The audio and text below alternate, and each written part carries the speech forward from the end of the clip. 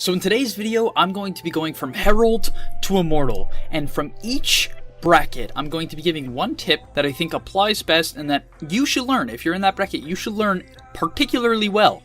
And the first thing I want to say though, before we actually get into each bracket, starting with Herald, is that each point can apply to you. I've made tons of videos at this point, and I see a common thing where if I make a video on the Legend bracket, Ancient players, Divine players will dismiss it. If I make a video on the Herald bracket, like the Jakiro video, everyone above that might dismiss it and be like, this doesn't apply to me. But that's frankly not the case. So really listen to what I have to say, and especially to your own bracket. This pro guide you're about to see is one of hundreds, just like it, over at GameLeap.com. GameLeap is your #1 stop to become a specialist in your desired role fast. Check us out today with the discount link in the description below to unlock your hidden potential, but for now, let's hop into the video. So starting off for Herald is item and skill builds. After making 2 of these Guess These MMR videos, it blows my mind, right? I've gone through a couple clips for those videos, and every time I run into a Herald game, even above sometimes like Guardian Crusader, the item builds are unbelievably off. So if you're a Herald player, please, the first thing you have to do, without exception, is go to dotabuff.com, look up your hero, go through the item build, just see the highlighted match and copy exactly what they do. Click on it, copy the item build, starting items, mid-game items, what they buy in the lane at the side shop, what they ship out on the courier.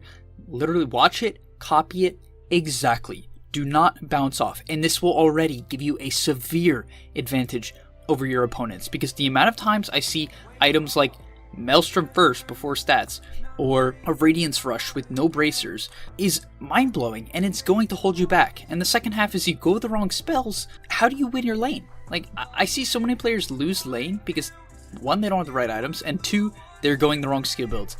How do you play Dota if you don't at least, like, why would you play Dota in a setting where you're not copying the best players in the world, right? Because, like, if you want to copy a basketball player, it's like, well, I could copy his form, but it might not work because I don't have either the strength or, I can't dunk if I'm 4'1" and I'm 8 years old. But you can copy Puppy's skill build and item build every game. Next up is Guardian, and staying on the topic of early game things is buying ample regen. Now this one sounds simple, but oh my god, is it game changing. Like, it is unbelievable to me.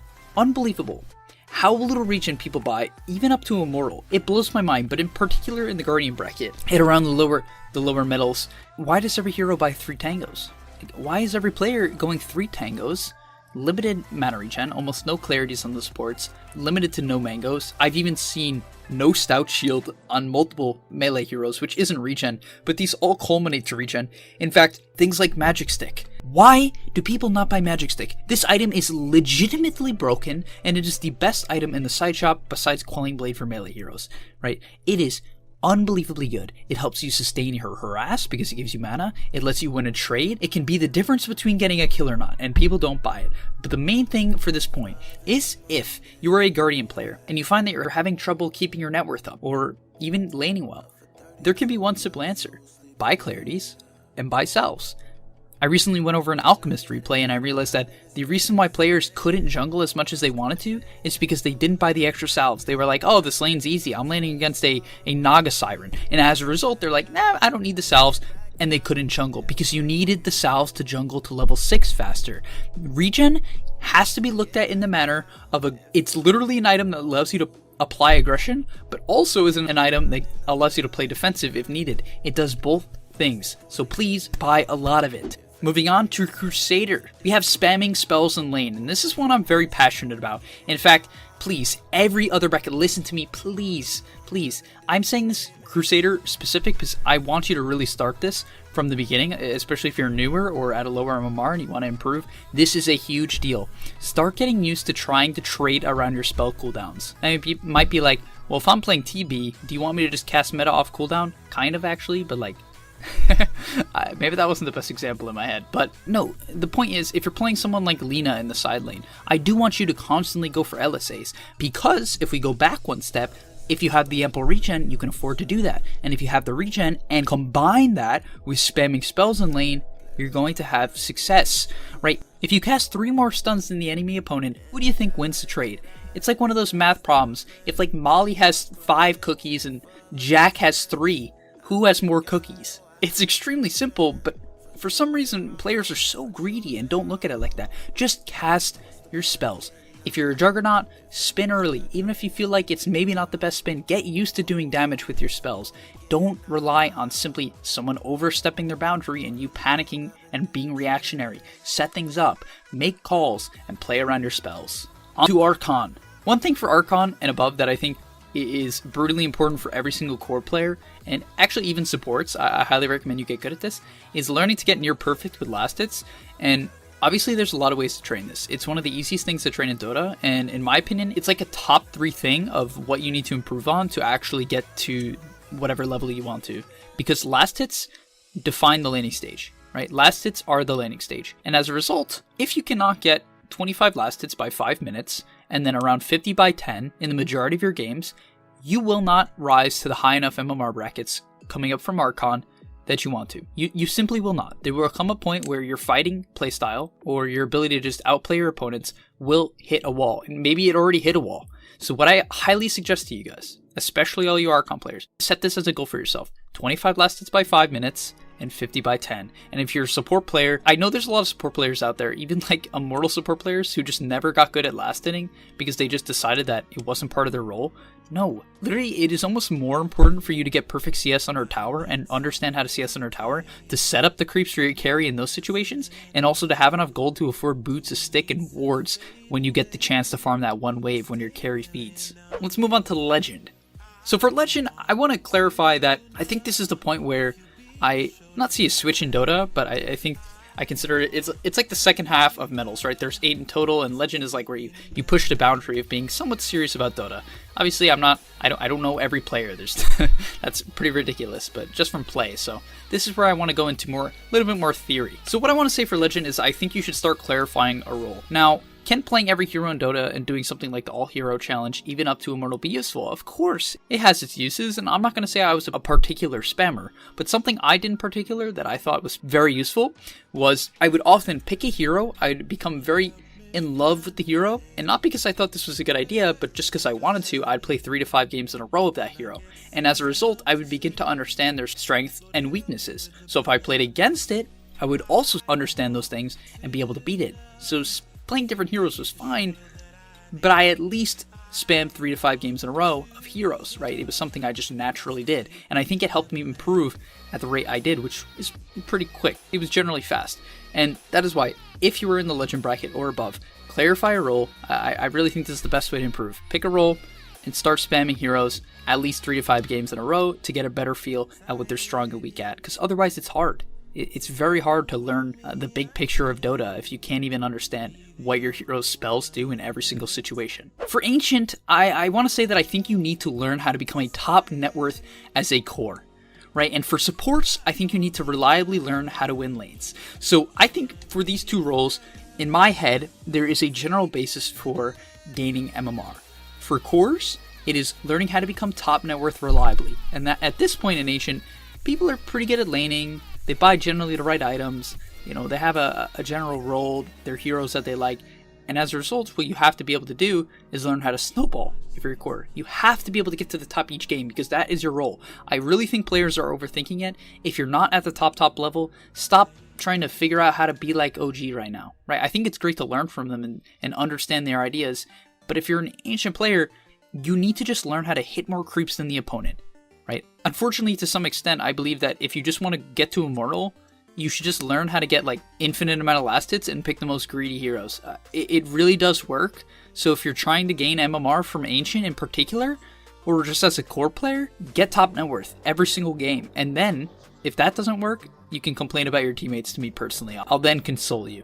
And for support, your role, in my opinion, needs to be able to win lanes. Right? You have to be able to win the lane. If you cannot win your lane, or at least stabilize lanes, no matter what, it's going to be very hard for you to have impact. Because I know from experience, if I'm a Witch Doctor and I play 2 games in a row of Witch Doctor, and one game I'm level 4 at 10 minutes and the other I'm level 7, I know which game I'm going to be having a lot more impact in, and I know which game my carry is going to have a lot more farm in. And one game might have had a harder opponents than the others. That's a reality. But if you can reliably know when to pull, when to help your carry, when to cast your spells, and stabilize laning stage, you're going to have success. And now getting towards the top. number 2 on the list, Divine. And this is the point where I think you really need to start thinking more outside the box to improve MMR, really understand the game on a macro level. And that's why what I recommend is that you learn to coordinate smoke ganks and make macro calls like Roshan and taking towers.